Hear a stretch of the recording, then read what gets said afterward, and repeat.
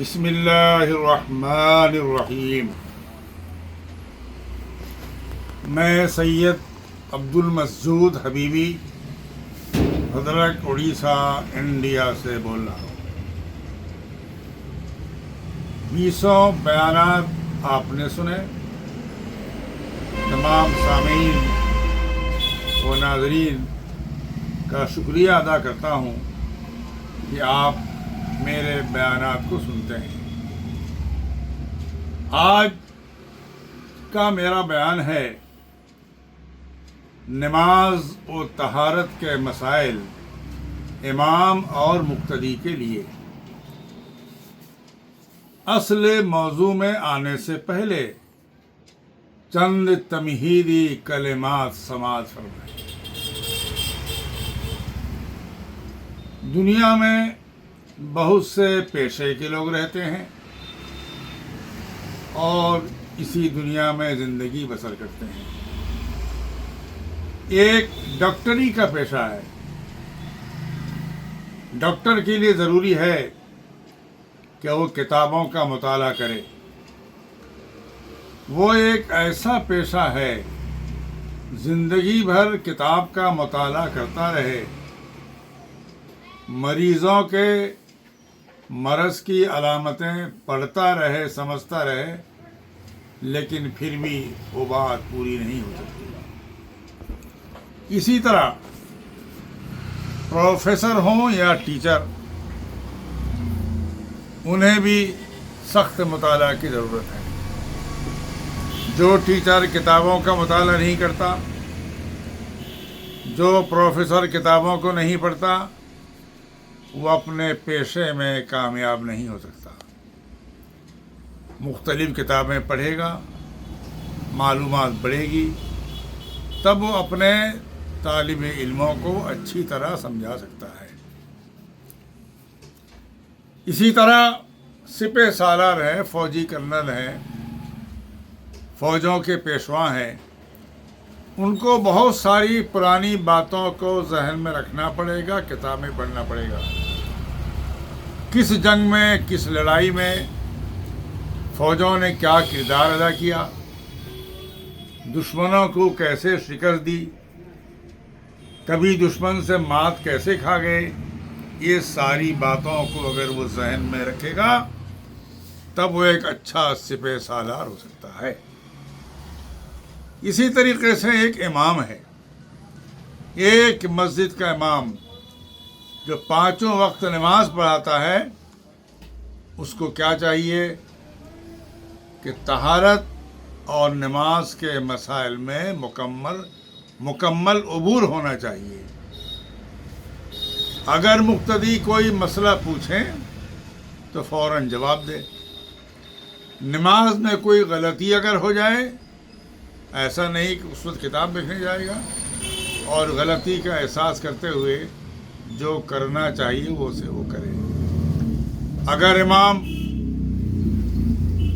کتابوں کا مطالعہ نہیں کرتا، نماز اور طہارت کے مسائل سے اس سے مکمل واقفیت نہیں ہے، نماز میں غلطیاں ہوں گی، اس کی نماز خراب ہوگی اور مقتدیوں کی بھی خراب ہوگی۔ میں ایک بار ایسا واقعہ ہوا کہ ایک مسجد میں عشاء کی نماز سے وقت ہم پہنچے۔ امام صاحب بھی عالم تھے۔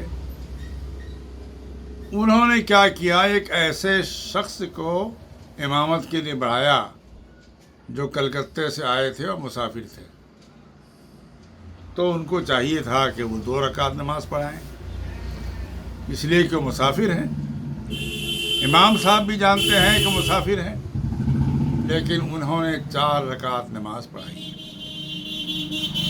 نماز پڑھانے کے بعد، نماز ختم ہونے کے بعد میں نے کہا کہ بھائی نماز تو نہیں ہوئی، اس لیے کہ 2 رکعت فرض ہے نا، تو 4 رکعت تو فرض نہیں ہے ان پر۔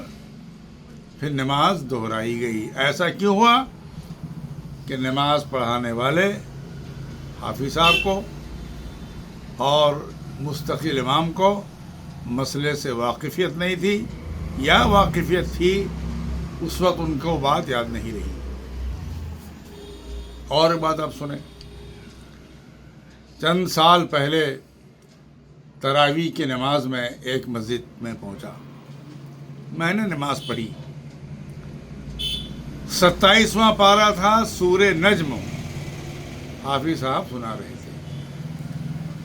سورہ نجم کی آخری آیت جو ہے وہ قرآنی آیت سجدے کی آیت ہے۔ حافظ صاحب نے اعلان کر دیا کہ پہلی رکعت میں سجدہ ہے۔ اس سے پہلے حافظ صاحب بھول گئے، میں نے لقمہ بھی دیا، پھر ایک جگہ بھول گئے، تو بجائے سجدے کے وہ رکوع میں گئے۔ لیکن اس سے پہلے امام صاحب نے اعلان کر دیا تھا کہ پہلی رکعت میں سجدہ ہے۔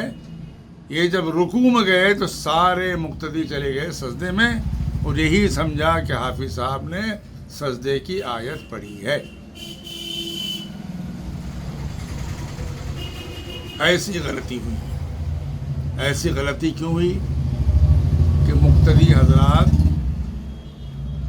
مسائل سے واقف نہیں ہیں اور امام کی حرکت کو انہوں نے دیکھا نہیں ہے،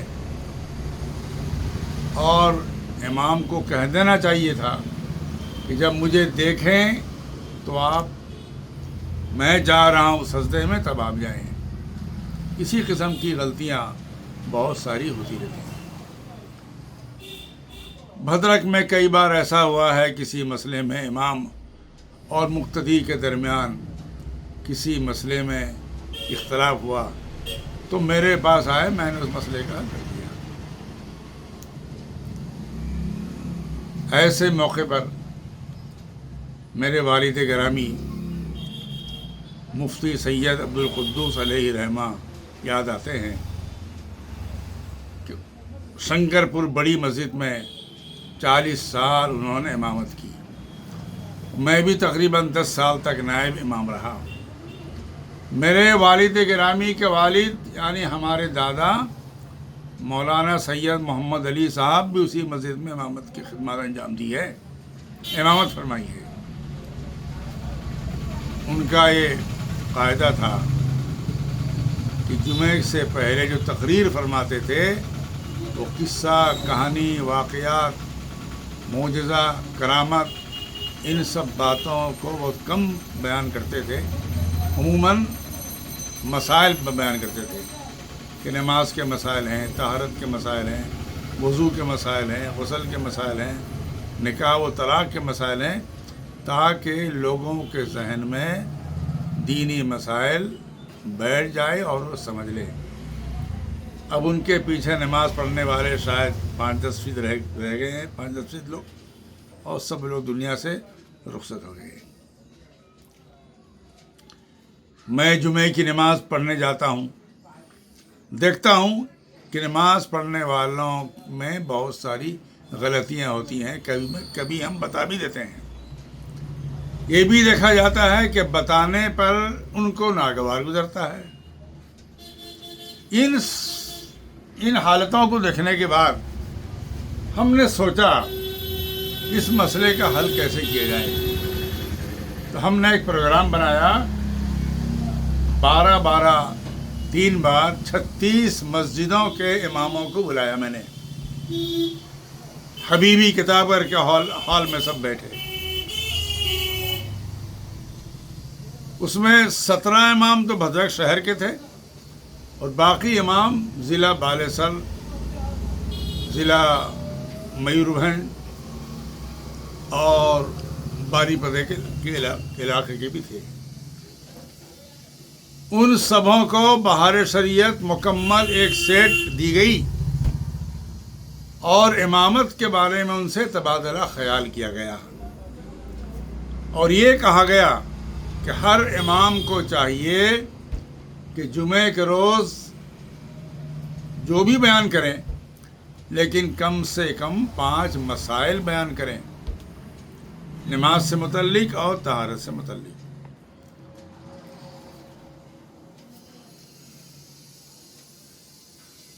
اور اس پر کتنا عمل ہوا وہ ایک الگ بات ہے۔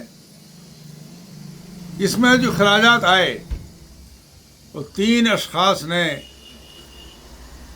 اس اخراجات کو پورا کیا: حاجی عبدالستار صاحب ہزاری نگر بھدرک، حاجی اسلام صاحب سرکار نگر بھدرک، اور فرزانہ جو میری شاگرد ہیں، کارمل ہائی اسکول میں ٹیچر ہیں، انہوں نے اپنے والد کے ایصال ثواب کے لیے کتابیں دیں۔ تمام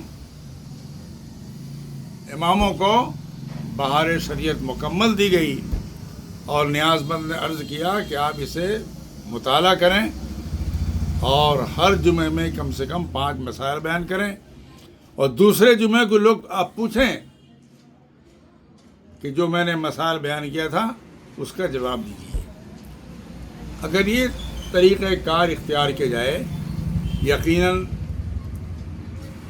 مصلیوں میں، نماز پڑھنے والوں میں سدھار پیدا ہوگی، اور اس کے ساتھ ساتھ مسائل سے وہ واقف بھی ہوں گے۔ اور ایک بات میں بتاؤں، اردو زبان کے جو الفاظ ہیں، زبر، زیر اور پیش سے معنی بدل جاتے ہیں۔ جیسے مثال کے طور پر کاف، ہے، لام، نون، الف۔ کاف میں زبر ہو تو اس کا معنی ہوگا کھلنا۔ کھلنا کا معنی کیا؟ آپ کی بات مجھے بہت کھل گئی، یعنی بڑی تکلیف پہنچی۔ جب پیش ہوگا اس کا معنی ہوگا کھلنا، دروازہ کھل گیا۔ اور جب زیر ہوگا اس کا معنی ہے کھلنا، پھول کھل گئے۔ تو زبر، زیر، پیش سے معنی ہی بدل جاتے ہیں۔ اسی طریقے دیکھیے میم، لام، کاف۔ میم، لام، کاف، زبر، زیر، پیش سے معنی کس طرح بدل جاتے ہیں۔ اگر میم میں پیش رہا ملک، اس کا معنی دیش، اس کی جمع کیا ہے؟ ممالک۔ اگر میم میں زیر رہا ملک، مالک ہونا، قبضے میں رہنا، اس کی جمع ہے املاک۔ اگر میم میں زبر اور لام میں زبر بھی رہا ملک، اس کا معنی فرشتہ ہے، اس کی جمع ملائکہ۔ اور میم میں زبر، لام میں زیر اگر ہوا یعنی ملک، اس کا معنی بادشاہ، اور اس کی جمع ہے ملوک۔ تو اردو میں زبر، زیر، پیش سے معنی بدل جاتے ہیں۔ تو عربی میں بات تو ہے ہی ہے، اور خاص بات یہ ہے تلفظ اگر صحیح نہیں ہو، اچارن اگر صحیح نہیں ہو، پروننسیشن اگر صحیح نہیں ہو، اس کے معنی بدل جاتے ہیں۔ جیسے مثال کے طور پر آپ دیکھیے الحمدللہ رب العالمین۔ الحمد ہا ہے، جسے ہم لوگ بڑی ہے بولتے ہیں، اگر کوئی چھوٹی ہے پڑھے الحمد، معنی بدل گیا۔ حمد کا معنی تعریف کرنا، اور چھوٹی ہے ہم کا معنی زمین کا بنجر ہو جانا۔ الحمدللہ رب العالمین۔ عالمین عین ہے، اگر عالمین کہیں گے اس کا معنی بدل جائے گا۔ تو ایسا اصل میں کیوں ہوتا ہے؟ ہم نے اپنے بچوں کو جو نماز سکھاتے ہیں، ایسے آدمی سے سکھانا چاہیے جو قرآن مجید صحیح طریقے سے پڑھ سکے۔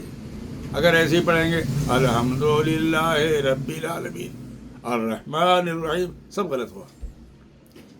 لہذا ہر سرپرست کو چاہیے اپنے بچوں کو، اپنی اولاد کو ایسے شخص سے تعلیم دلوائیں جو قرآن مجید صحیح پڑھ سکے۔ اور بات دیکھیے آپ، ابھی میں نے دیکھا اسی رمضان میں جو تسبیح تراویح پڑھتے ہیں، کیا پڑھتے ہیں؟ سبحان ذی الملک والملکوت سبحان ذی العزت والعظمت۔ امام صاحب کو میں نے دیکھا وہ عظمت کی جگہ میں عظمت پڑھتے ہیں۔ عظمت میں بہت فرق ہے۔ بعض کتابوں میں نے دیکھا یہ غلط لکھا ہے۔ تو عظمت کا معنی ہوتا ہے ہڈی کا معنی آتا ہے، اور عظمت کا معنی بڑائی۔ سبحان ذی الملک والملکوت سبحان العزتی والعظمتی زوئے میں زبر ہوگا. اگر ایسا پڑھیں گے تو غلطی ہوگی. اب حالات ایسے ہیں, اب کیا کرنا چاہیے؟